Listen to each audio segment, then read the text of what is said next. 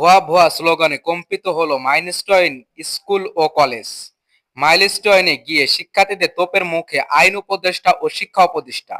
আইন উপদেষ্টা আসিফ নজরুল ও শিক্ষা উপদেষ্টা অধ্যাপক ডক্টর সি.আর. আবরার আজ মঙ্গলবার মাইলস্টোন স্কুল ও কলেজে বিমান বিধ্বস্তের ঘটনাস্থল পরিদর্শন করতে এসে শিক্ষার্থীদের তোপের মুখে পড়েন তারা। পরিস্থিতির চাপের মুখে পড়ে অতি দ্রুত তারা স্কুলে আশ্রয় নিয়েছেন। ঘটনাস্থল থেকে সাংবাদিকদের জানিয়েছেন, দুই উপদেষ্টা এখানে স্কুলের ভিতরে অবস্থান করছেন। উপদেষ্টাদের ঘটনাস্থলে এসে সাংবাদিকদের সাথে কথা বলার কথা থাকলেও শেষ পর্যন্ত কথা বলতে পারেনি। আজ সকাল 10:30টার কিছু সময় পরে তারা দুজন ঘটনাস্থল পরিদর্শন করতে আসলে শিক্ষার্থীরা তাদের উদ্দেশ্য করে ভুয়া ভুয়া স্লোগান দেন।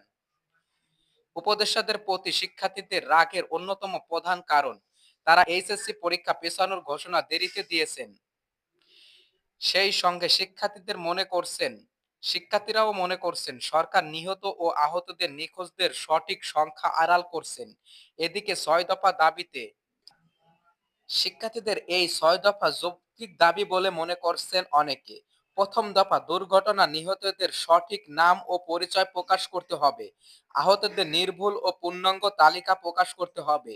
ঘটনাস্থলে শিক্ষার্থীদের গায়ে সেনা সদস্যদের হাত তোলার ও অভিযোগ নিঃস্বার্থ প্রকাশে ক্ষমা চাইতে হবে।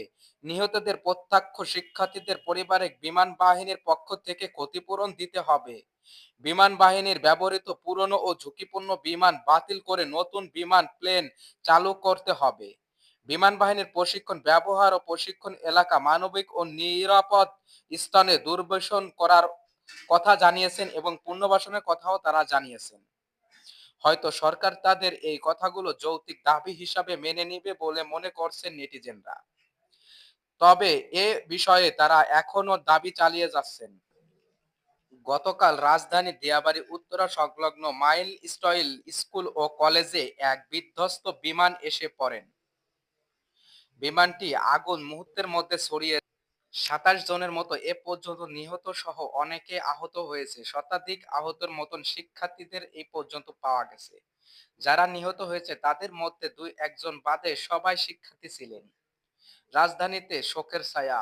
হয়তো এরকমের পরিস্থিতি আগে কখনো ঘটেনি। এই পরিস্থিতির জের ধরে অনেকে বলছে, কেন এমন বিমান চালাবে এবং যা পরিপূর্ণভাবে ইঞ্জিন চালনাযোগ্য নয়।